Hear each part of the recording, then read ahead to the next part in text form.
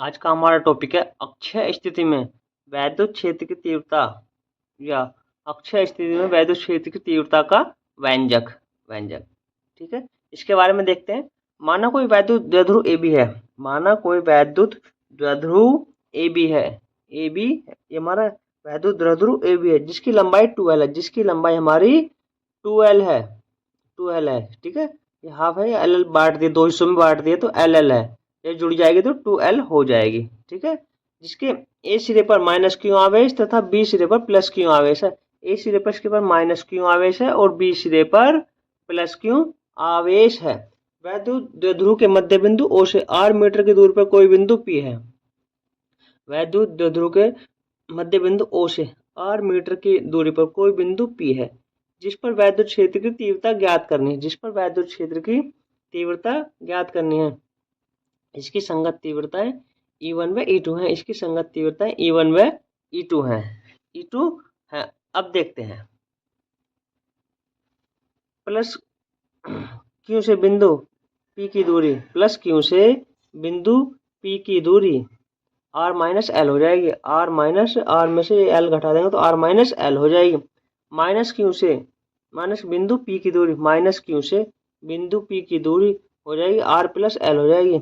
R plus L हो जाएगी, ठीक है।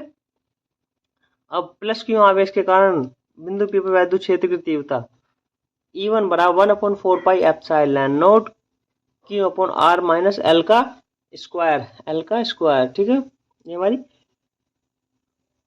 समीकरण नंबर 1 हो जाएगी। नेक्स्ट, माइनस क्यू आवेश के कारण बिंदु P पर वैद्युत क्षेत्र की तीव्रता।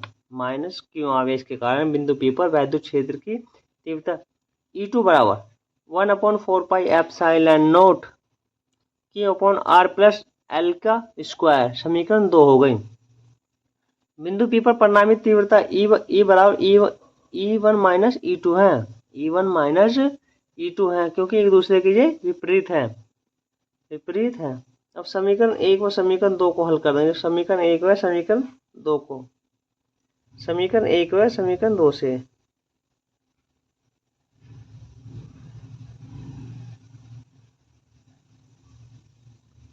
समीकरण 1 व समीकरण 2 से, ठीक है। ये मान हम यहाँ रख देंगे। इसमें तीव्रता में ये मान रख देंगे तो E बराबर 1/4 pi epsilon naught Q upon R minus L की square minus 1/4 pi epsilon Q upon R plus L का स्क्वायर हो जाएगा। अब स्क्वायर हो जाएगा। अब इन दोनों को हल करते हैं। इसमें से कॉमन ले लेते हैं। 1/4 पाई एप्सिलॉन नॉट और इधर से भी 1/4 पाई एप्सिलॉन नॉट को कॉमन ले लेते हैं तो E बराबर Q upon 4 pi epsilon naught common हो जाएगा तो हमारे पास बचेगा 1/R माइनस एल का square minus 1/R plus L का स्क्वायर। अब इनकी क्रॉस मल्टीप्लाई करते हैं। तो R प्लस एल का square minus R minus L का square upon R square minus L square का होल स्क्वायर, ये हमारे पास बचेगा। अब इसको खोल देते हैं। E बराबर 1 Q upon 4 pi epsilon not R square plus L square plus 2RL। अब इसको भी खोल देते हैं। R square minus L square plus 2RL हो जाएगा, ठीक है। RL हो जाएगा। अब R स्क्वायर से R स्क्वायर कट जाएगा और L स्क्वायर से L स्क्वायर कट जाएगा, ठीक है। हमारे पास क्या क्या बचता है। नेक्स्ट आगे देखते हैं। E बराबर Q upon 4 pi epsilon not 4RL upon R square minus L square की होल स्क्वायर। E बराबर 1/4 पाई एप्सिलॉन नॉट 2, इसको हम इस प्रकार भी लिख सकते हैं 2Q इंटू 2L ब्रैकेट बंद R upon R square minus L square का होल स्क्वायर। R की तुलना में L का मान नगण्य है, ठीक है, नगण्य है। तो P बराबर 2QL रखने पर तो अगर P बराबर 2QL रख देंगे तो हमें E बराबर 1/4 epsilon not P 2P into R upon R square का होल स्क्वायर हो जाएगा, ठीक है, होल स्क्वायर हो जाएगा। E बराबर 1/4 pi epsilon not 2πr upon r की पावर 4 हो जाएगा, r की पावर 4 हो जाएगा।